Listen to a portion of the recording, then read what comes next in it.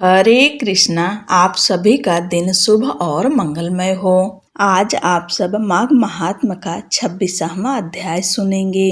आप सभी भक्तों का आज की कथा में स्वागत है। पथिक कहने लगा कि हे प्रेत, तुमने सारस के वचन किस प्रकार और क्या सुने थे, सो कृपा करके कहिए। प्रेत कहने लगा कि इस वन में कुहरा नाम की नदी पर्वत से निकलती है। मैं घूमता घूमता उस नदी के किनारे पहुंचा और थकावट दूर करने के लिए वहां पर ठहर गया। उसी समय लाल मुख और तीखे दांतों वाला एक बड़ा बंदर वृक्ष से उतरकर जल्दी से वहां पर आया जहां एक सारस सोया हुआ था। उस चंचल बंदर ने कई एक पक्षियों को देखकर उस सोए हुए सारस को दृढ़ता से पैरों से पकड़ लिया और तो सब पक्षी उड़कर वहां से चले गए, परंतु सारसी भयभीत होकर विलाप करती हुई वहीं पर रुक गई। नींद के दूर होने तथा भय से नेत्र खोलकर सारस ने बंदर को देखा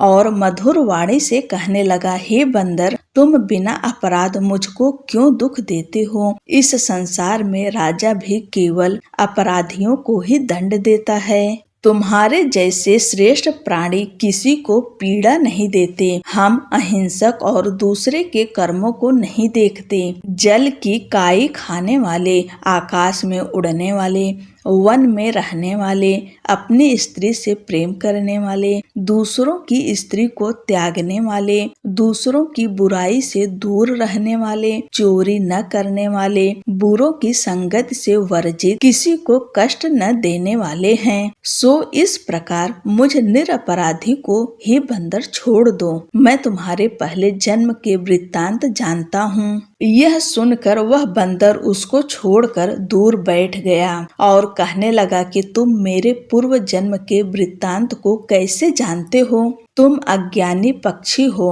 और मैं वन में घूमने वाला हूँ। सारस कहने लगा, मैं अपनी जाति की स्मृति के बल से तुम्हारे पूर्व जन्म का सब वृत्तांत जानता हूँ। तुम पूर्व जन्म में विंध्य पर्वत के राजा थे और मैं तुम्हारे कुल का पूज्य पुरोहित था। तुम राजा होकर अपनी प्रजा को पीड़ा दिया करते थे। विवेकहीन तुमने बहुत सा धन इकट्ठा किया, सो वानर प्रजा की पीड़न रूपी अग्नि की ज्वाला से तुम पहले ही तप चुके हो। पहले तुम कुंभीपाक नरक में गिराए गए। तुम्हारे शरीर को नरक में 3000 वर्ष बीत गए। फिर नरक से निकलकर बचे हुए पापों के कारण इस बंदर की योनि में आए और मुझको मारना चाहते हो। पूर्व जन्म में तुमने ब्राह्मण के बाग से लूटकर बलपूर्वक फल खाए थे। उसका यह भयंकर फल हुआ कि तुम वानर और वनवासी हुए। प्राणी अवश्य में अपने किए हुए कर्मों को भोगता है, इसको देवता भी नहीं हटा सकते। इस प्रकार मैं सारस का जन्म लेकर भी अज्ञान से मोहित नहीं हुआ। इतनी कथा कहकर वानर कहने लगा कि यदि ठीक ही जानते हो तो बताओ, तुम पक्षी कैसे हुए? सारस कहने लगा कि मेरी दुर्गति का कारण भी सुनो। तुमने नर्मदा नदी के किनारे पर सूर्य ग्रहण के समय बहुत से ब्राह्मणों के निमित्त 100 ढेर अन्न के दान किए थे। मैंने पुरोहिताई के मद से थोड़ा सा ब्राह्मणों को दिया और बाकी सब मैं आप हर ले गया। इन ब्राह्मणों के द्रव्य का अपहरण करने के पाप से मैं पहले कालसूत्र नरक में और फिर रक्त कर्दुम नरक में, जहाँ पर बड़े बड़े कीड़े थे और रक्त तथा पीप से भरा हुआ नाभि तक, नीचे सिर और ऊपर पैर किए हुए पीप चाटता हुआ उस दुर्गंध वाले नरक में कीड़ों आदि से काटा जाकर 3000 वर्ष तक उस यातना को भोगता रहा। मैं नरक के दुख का वर्णन नहीं कर सकता। फिर नरक की यातना से मुक्त होकर यह सारस का जन्म पाया, क्योंकि पूर्व जन्म में अपनी बहन के घर से कांसे का बर्तन चुराया था। इसको मैंने एक जुआरी को दिया, इसी से मैं सारस योनि में आया। यह मेरी स्त्री पिछले जन्म में ब्राह्मणी थी। इसने भी कांसे की चोरी की थी, इसी से यह मेरी स्त्री और सारसी हुई। यह सब मैंने तुमसे कर्म फल कहा। अब भविष्य की बात भी सुनो। अब मैं तुम और यह मेरी स्त्री भी हंस होंगे और काम रूप देश में सुख से निवास करेंगे। फिर इसके पश्चात गौर योनि में और फिर जाकर दुर्लभ मनुष्य योनि को प्राप्त होंगे।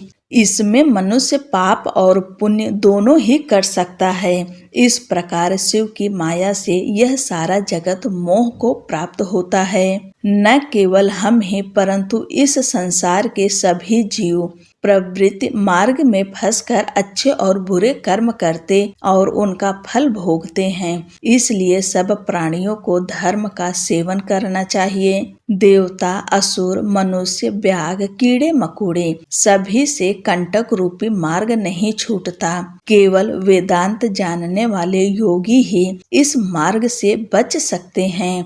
इसी कारण बड़े बड़े महात्मा भी कर्म फल को टाल नहीं सकते। उपाय से तथा बुद्धि से कोई भी इसको नहीं बदल सकता। तुम पहले राजा थे, फिर नरक में गए, अब बंदर की योनि में वन में फिरते हो और फिर भी ऐसा ही जन्म पाओगे। ऐसा विचार कर आनंद पूर्वक और धैर्य धरकर विचरते हुए काल की प्रतीक्षा करो। तब वानर ने कहा कि पहले जन्म में मैं तुम्हारी पूजा करता था, अब तुम मुझको प्रणाम करते हो।